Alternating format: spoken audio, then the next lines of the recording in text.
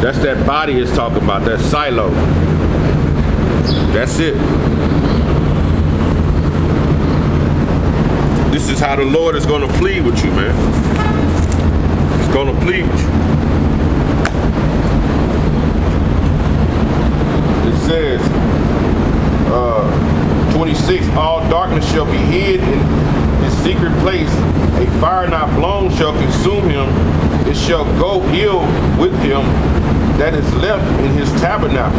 So it's going to, these nuclear missiles are basically going to destroy your society, man. You know? That total darkness awaits you. That fire from those nuclear missiles. This is what's going to bring us our salvation. So Israel, the elect, man, we can't be afraid when that day come, man. Because this is how we're going to get out of here. Let me get Revelations.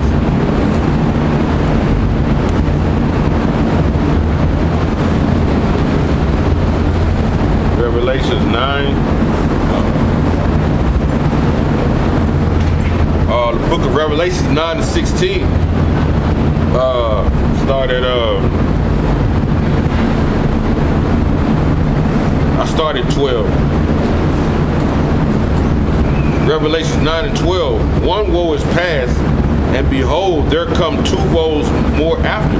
We've already had the Second World War, so the third woe is coming quickly. Right? It says, and the sixth angel sounded and heard a voice from the four horns of the golden altar which was before the Most High Yahweh, saying to the sixth angel which had the trumpet, loose the four angels which are bound in the great river Euphrates, man. So loose them to what? The Middle East, man. Because this is where the final battle is going to take place. Harmageddon, right? This is it. This is the last battle. When you read in Joel, the 3rd chapter, it tells you, wake up the mighty men, prepare them for battle. And that's what they're doing, man. They're moving in all their equipment into the Middle East, man. The tops of wars are going up more and more. People are blaming each other on different activities happening. Missiles are being shot. Blame is being put forth. And all this is the power of Yahweh Bashem Yahushai to get this Edomite to go into World War III. And that's going to be his final destruction. So the Lord is going to loose the four angels to the Middle East, man. The great river Euphrates, man. Which he's going to put it on their minds when you read in Ezekiel, the 38th chapter. That thought going to come in their mind, and they're going to go to war. So he's planning to make them go to that Middle East, man. Verse 14, saying to the sixth angel, which had the trumpet, loose the four angels which are bound in the great river Euphrates. And the four angels were loose, which were prepared for an hour and a day and a month and a year to slay the third part of men. Which that third part of men is talking about you Edomites, Esau, man, so-called white people. Because you have, when you read in the scriptures, you have the sons of God, right? You have the sons of men, the sons of God being back then, which now we know they are the Israelites. The sons of men are you other nations. And the sons of the wicked are Esau. It says in Malachi, the 1st chapter, that you are the border of wickedness, man. So you are the third part of men that it's talking about. It says, and the four angels were loose, which were prepared for an hour and a day and a month and a year to slay the third part of men, which was the wicked, which is Esau, man. And it says, and the number of the army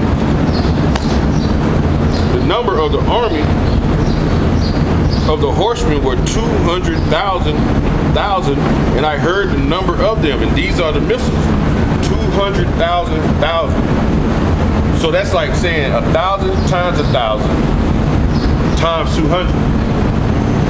So that's like 1,000 times 1,000. That's a million, because that's 6 zeros and then a 1. That's a million. So what's a million times 200? Right?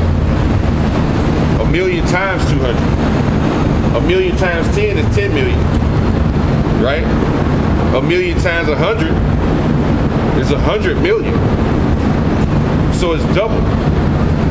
So that's 200 million ICBM intercontinental ballistic missiles. It's going to hit this place, man. 200 million, man. That's a number that's going to bring complete destruction on America, man. AKA Babylon, man. AKA Babylon the Great. The great whore is spoken of in Revelation the 17th chapter. And it says, as thus I saw the horses in a vision, and them that sat on them having the breastplates of fire and of chasing, right? And of chasing, meaning of like the yellow sulfur and brimstone, the yellow sulfur, and the heads of the horses were as the heads of lions, man. A head of a lion is ferocious, it can conquer, right? The heads of those missiles, they're gonna devour. The head of a lion will devour its prey. So these missiles are gonna be have a devouring effect. It says, and out of their mouths issue fire and smoke and brimstone. These are the warheads. When you look at the missiles, when you look at the thermonuclear missiles I just showed you, right? When you look at that, that's that front tip. That's the warhead, man. That's what's going to do all the damage. The back part, the red part of the back, that's what compels it, where the fire comes out. That's why when you see it take off, it has like a wiggle, like a little small wiggle, like a snake. And then as it gets up, that part will fall off, and then the middle part will go so far in the stratosphere, and when it gets ready to enter back into the troposphere, which is the atmosphere, the lower atmosphere, that middle part will break off, and then that warhead right there, that warhead comes down, which that warhead has small, basically like smart bombs that's gonna break off of that, man. So one warhead, man, is basically gonna be able to destroy like half of Texas, man. You're talking 200 million. It's not gonna even take that many to be shot at America, man. Because the scriptures say in 1 hour does her destruction come. If one warhead could probably take out, one warhead could damn near destroy Arkansas, man. How many states is it? 50. 50 states, man. The scriptures just described it being way more than 50 nuclear missiles. So it's going to be raining on America, man. It's going to be raining, man. The missiles are going to be, they're going to be on point. Let me read this scripture. The missiles are going to be on point. Let me show you. They're going to hit their targets too. It said that in 2nd Ezra 16th chapter. They're gonna hit their targets. I'm gonna read this one in Joel. I think it's 2.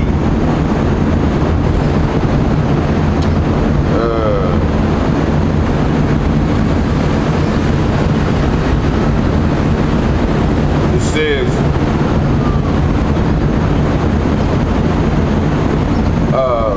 Joel 2:3, a fire devoured before them, and behind them a flame burning. Right? That fire, that's talking about the nuclear missiles, man. You know, that fire gonna be in front, and it's gonna have that fire, that flame behind. Because when the nuclear missiles hit, it's gonna sweep across the floor of America, man.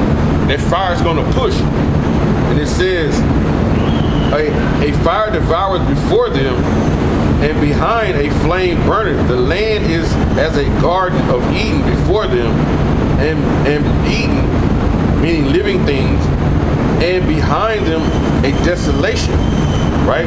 So basically that desolation, nuclear winter, wilderness, a desolation wilderness, meaning a nuclear winter is gonna be after it hits. Yeah, and nothing shall escape them. So it's not gonna be an escape from the thermonuclear destruction. It's not gonna be an escape, man. You're not gonna be able to run up a tree. Your little shelters that you have where you try to get away from tornadoes. The only ones going to survive it are the elites, man. Because the elites are going to be in those space stations. They're going to be in bunkers that are so far underground that the thermonuclear destruction ain't not going to be able to penetrate. The The elites are going to be the ones who get away, pursuant to the 9th chapter of Revelations. They're going to be the ones get away. The Lord has that plan for them to escape the destruction, so we can put them in slavery first, man. Because they are the ones who have the whole world in subjection right now. The head family, man. So they're going to be the first slaves, man. You Rothschilds, you DuPonts, you Rockefellers, you Warburgs, you Gettys, you Schroders, the Oppenheimers. You elite families are going to get away from the destruction, so we can take you into captivity. And yes, we're going to have them old chains from the old days, man. We're going to have those spiritual powers. We're going to bring back the same chain that you had our people come over here in the transatlantic slave trade. It says, verse 4, the appearance of them is the appearance of horses, right? It says, because they're gonna make that great noise. Like they said, this noise is gonna be a burning of fuel of fire. Because when John saw the vision, if you heard a group of horses running, it's a thump, it's a roaring, it's a loud noise. And these chariots, these missiles are gonna make that loud noise, roaring like horses. And it says the appearance of them is as the appearance of horses, and as horsemen shall they run. Verse 5, like the noise of chariots on the top of mountains shall they leap. Right? And it says they shall leap like the noise of the flame of the fire devoured the stubble as the strong people set in battle array. It's going to be a fearful time, man. It says that though they leap, man, because they're going to be shot out of those silos. They're going to be shot straight up in the atmosphere. They basically like leaping over, like John saw leaping over. They're going to be in the stratosphere, and then they're going to come across and come back down. They're going to make a leap from one end of the earth to the other, man. It says,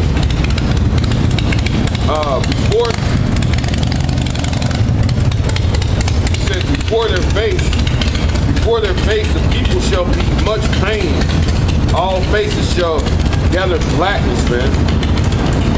So, hey, it's going to be a dark time, man, when them missiles be shot, man. Like I said, it'd be a nuclear winter. Nothing's going to escape the thermonuclear destruction. Thus said the Lord of the Bible, man. And this goes hand in hand with the 2nd Ezra, the 16th chapter, man. When these arrows are shot, who's going to stop them? When they being launched from one end of the earth to the other, who can stop the arrow that's shot from an archer, man? It says, verse 7, they shall run like mighty men. They shall climb the wall like men of war. These are the missiles. And they shall march everyone on his way. They shall march everyone on his way, meaning in formation. These missiles are going to be in a formation, right? And they shall not break their ranks, man. They're not going to break their ranks. So they're going to be coming in a formation. And they're not going to break rank, man. Meaning, hey, they're going to stay in that same line, man. If you ever seen an army platoon march, when they say stay in rank, that means everybody's taking the same step at the same time. And it look like one body is moving. It look like one unit is moving at the same time when it's many of people. That's how the missiles is going to look. It's going to look like one big formation. It's going to look like one big heavy element moving at one time, man. And they're not going to break the ranks. They're going to be guided by computer technology, which, hey, the Lord is going to have a spirit on these other nations to jam your system, America. They're going to jam your defense system. You know? That land of unwalled villages, man. And these missiles are going to hit their target pursuing the 2nd Ezra, the 16th chapter, man. Let me get that.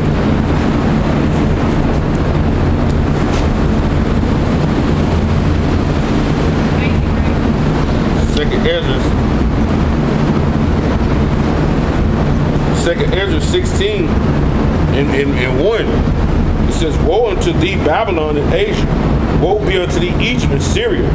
Gird up yourself with clothes of sack and hair, and bewail your children, and be sorry, for your destruction is at hand. So we telling the 2/3 of our people, and we telling you Edomites, man.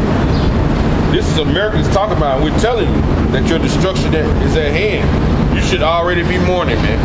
Because Yahweh Shem Yahushua is getting ready to destroy your whole power structure. A sword is sent upon you, and who may turn it back? A sword is sent among you, thermonuclear missiles. Who's going to turn it back? No one, man. When they're shot from the other end of the earth.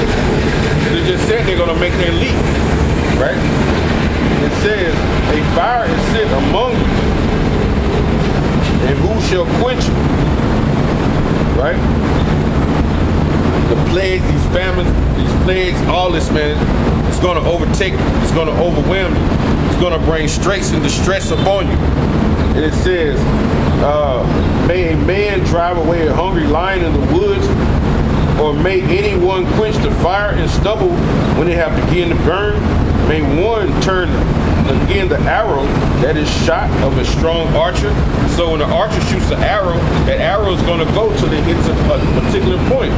These arrows, these thermonuclear missiles are known as arrows, man. And when they come out those silos, which we talked about in Job the 20th chapter, they're going to hit their target. Because it says in Hebrews, I think the 12th chapter, the 13th chapter, the Lord is a consuming fire, man.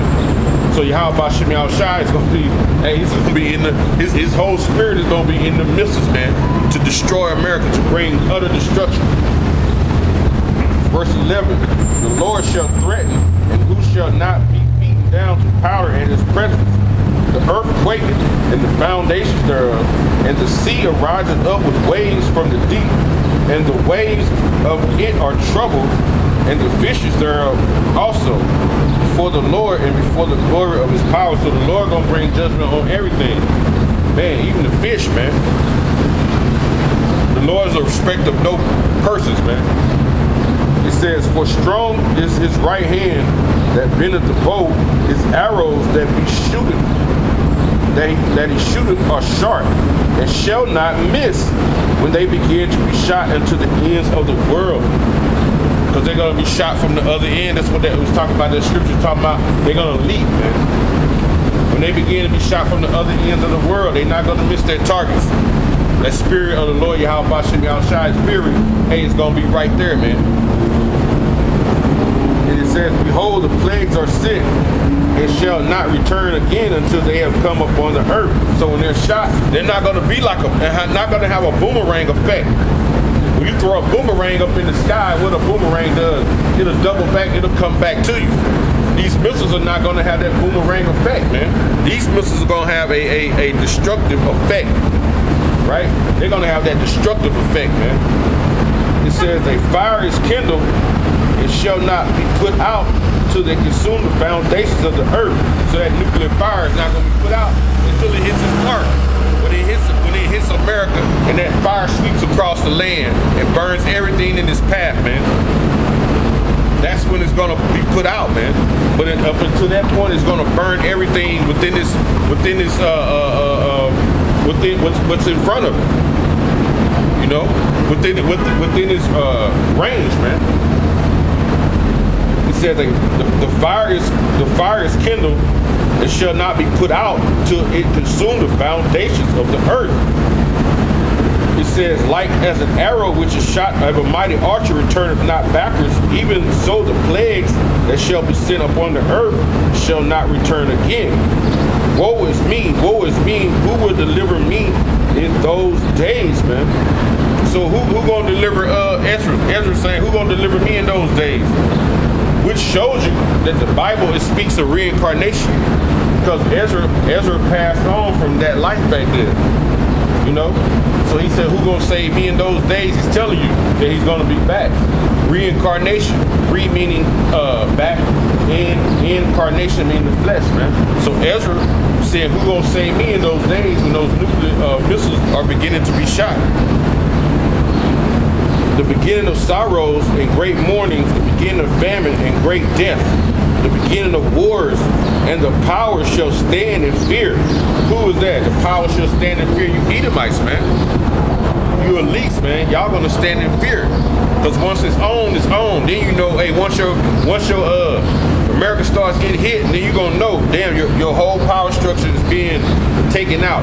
Your cash cow is being destroyed, right? Because America is a cash cow for a lot of you countries, man. And the scripture speaks of, I think in Isaiah the 13th, that some of you nations, man, y'all gonna be running back to your own country. You know, but you better start doing it like now, because it ain't much left of America. You keep being greedy, because a lot of you gonna die over here with America, man. You know, it says, the beginning of evils, what shall I do when the evil shall come? Question, what you gonna do? Hey, you better have that protective covering from Yahweh Shem Yahushai. The scriptures say, don't basically turn your back on wisdom. She'll protect you, man. She'll guard you if you keep her close, man. But if not, there ain't gonna be no protective covering for you. It says,